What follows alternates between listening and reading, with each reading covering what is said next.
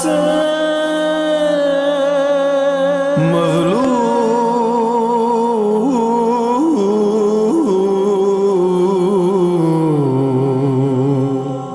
حسین۔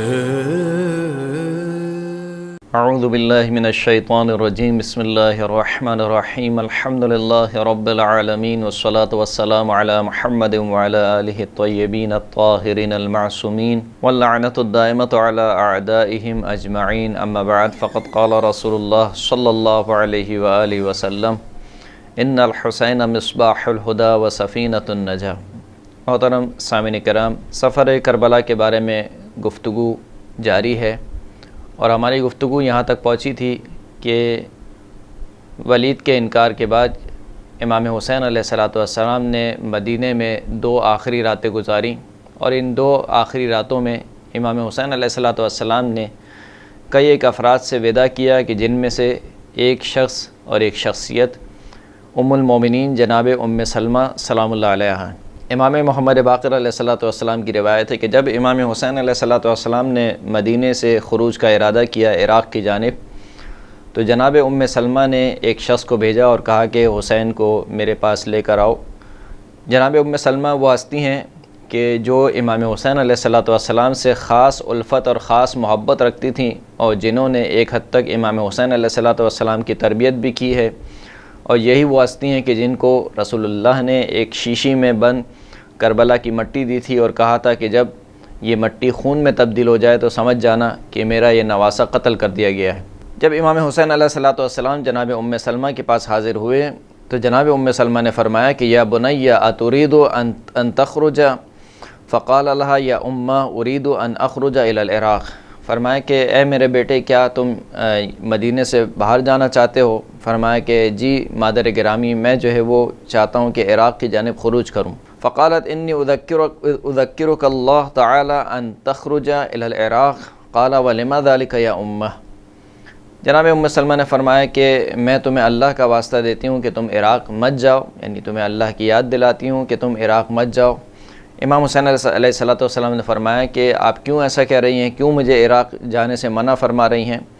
فرمایا قال سمعت رسول اللہ صلی اللہ علیہ وآلہ وسلم یقول یقتل ابن الحسین بالعراق وعندی یا بنی تربتک فی قارورہ مختومہ دفعها الی رسول اللہ صلی اللہ علیہ وآلہ۔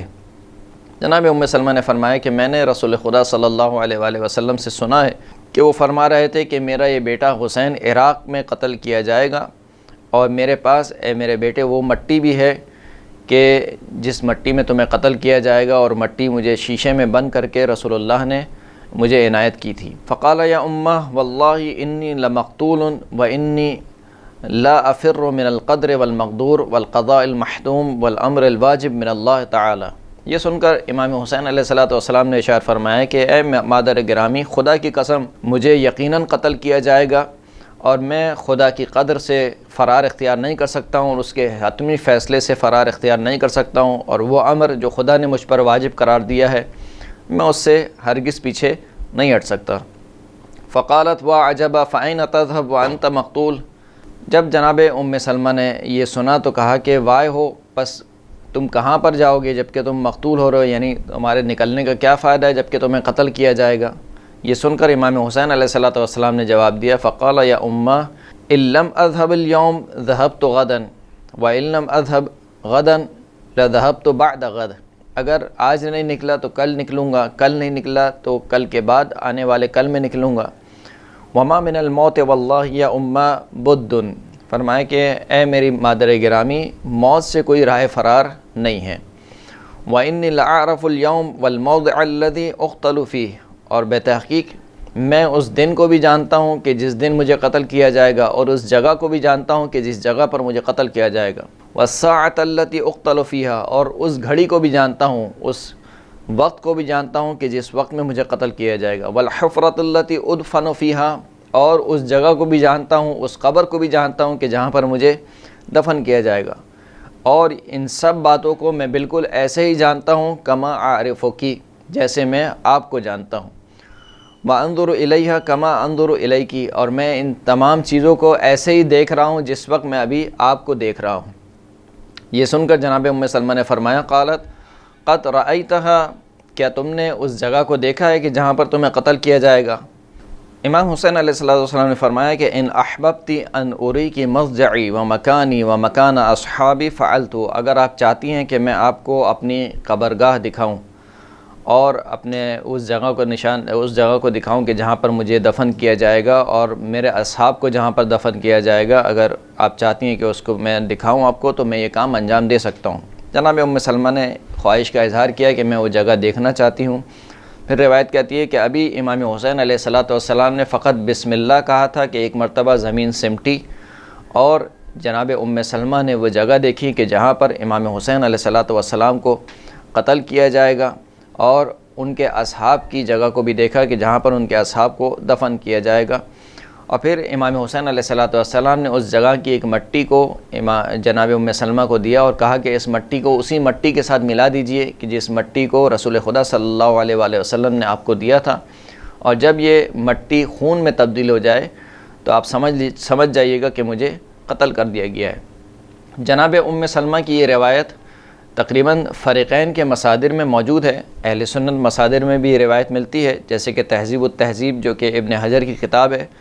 اس میں بھی یہ روایت ملتی ہے جناب ام سلمہ سے کہ فرماتی ہیں کہ حسن اور حسین رسول خدا کی خدمت میں کھیل رہے تھے کہ اتنے میں جناب جبرائیل امین نازل ہوئے اور فرمایا کہ یا محمد ان امتک